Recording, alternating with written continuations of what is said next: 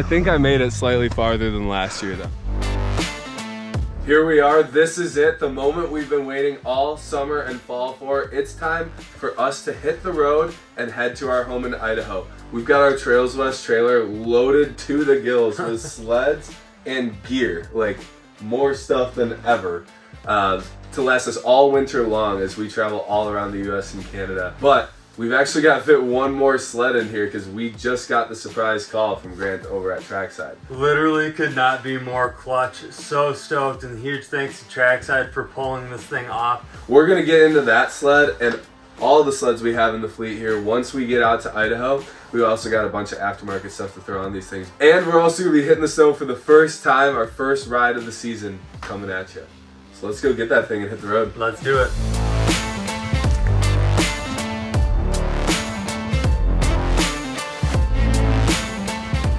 Oh my gosh, I'm still at a loss for words as to how Trailside pulled this thing off. They got the Lynx in last minute. They put all hands on deck and got it built within just a few hours, just in time for us to be able to pick it up and take it out west for our first ride of the season.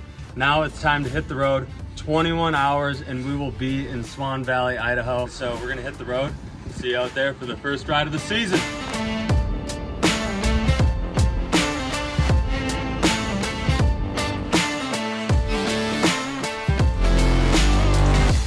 We made it here to Swan Valley, Idaho. We're standing in the shop of Dave's Cave, one of Dave McClure's rental properties. This place is sweet and it's in an awesome location for us, and we're gonna show you all over it in a future video. But today, it's all about these snowmobiles right here. So in our last video, you saw us install some of the essentials on these sleds: handlebars, controls, some protection parts, all dialing them in for this first ride, getting the cockpit ready for our riding style, and protecting some of the more vulnerable parts that are on the sled. But today we're taking it a step further. We've got a few more things to install on these sleds before we go hit the snow for the first time. So the next order of business are our Arctic Effects wraps. We are super stoked about these things, you guys. We've been designing them for the last few months, and now is the first time that we're gonna see them in the flesh. Not only are they gonna tie these sleds all together and make them look super badass, but they're gonna add a lot of protection too. So let's unroll these things and check them out. All right, here it is, you guys. This is my wrap for my Lynx this year. Super excited to see this for the first time. Shoo! Man, it looks awesome. This is super cool for us. This is our second year with a signature wrap with Arctic Effects. This is the BN Nation of Riders design. So go on the sled wrapper tool, check it out, arcticeffects.com. and build your wrap. You can design our design right here into whatever you want. I kept it pretty with the stock colors this year, but I added a lot more silver. Let's see what this looks like. Oh yeah. Yeah man, that looks great. The mint matches perfectly. All right, where do we even start?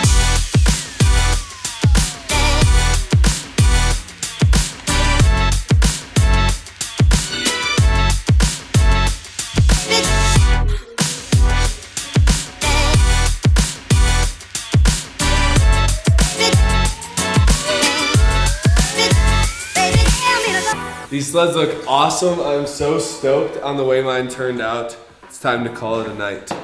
Got an early morning, and we'll see you then.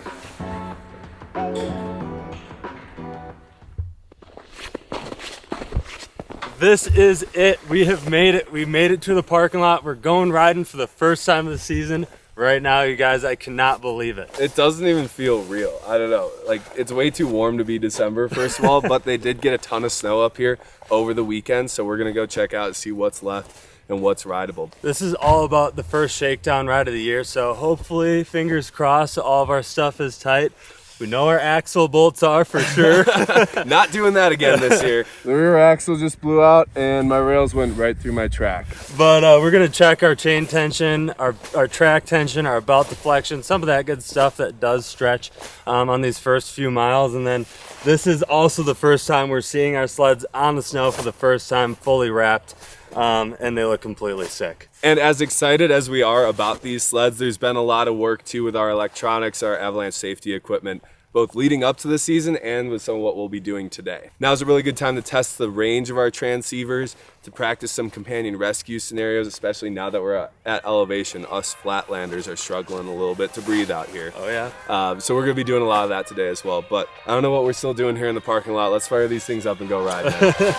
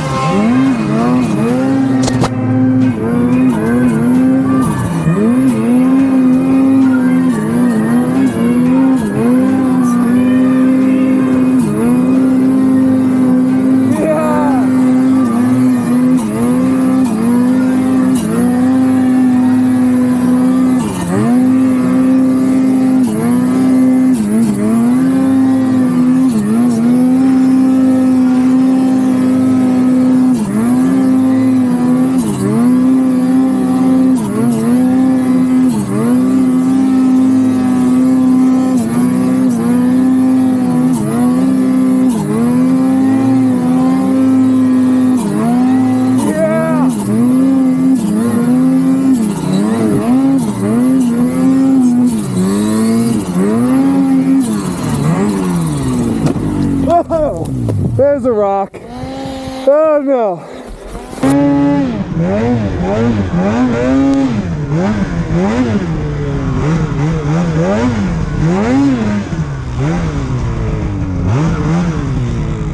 Hold on, what? Yeah. Dude. Oh. No. We said we were gonna make it at least 10 miles. I think I made it slightly farther than last year though. I think last year was like right at 6. Dude, you almost doubled it. I think it was 3 miles last year.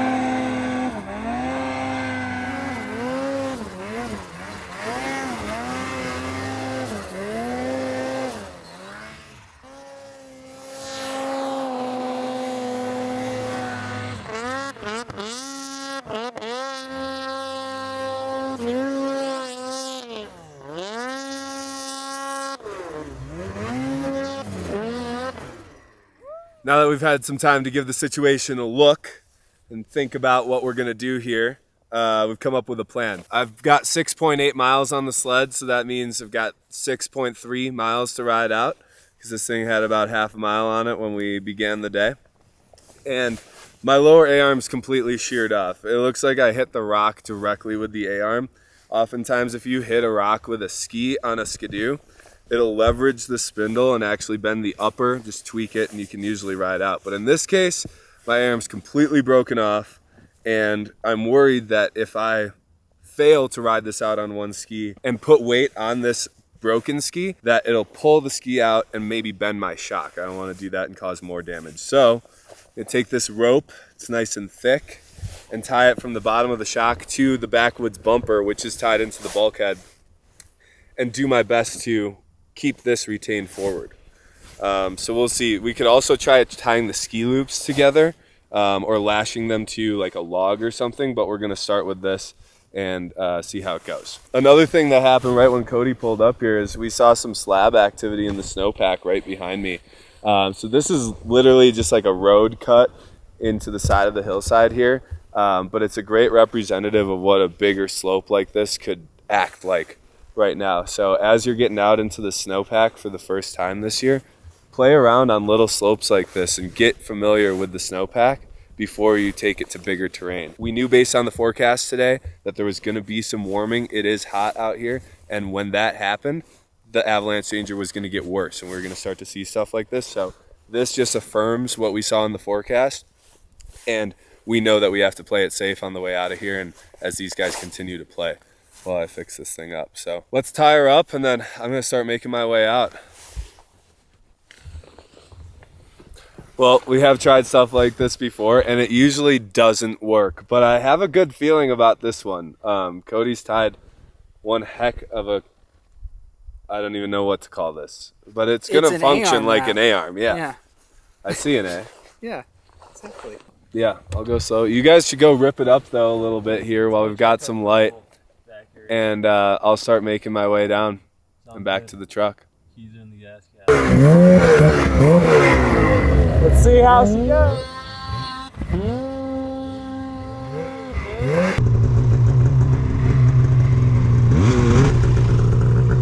Sketchy.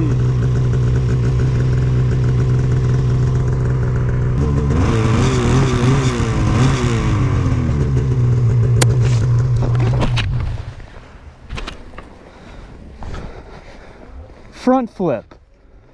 So Jack made it back to the trail. He's gonna head back to the truck, and we might just go out for a little longer and get some more shots and call it a day.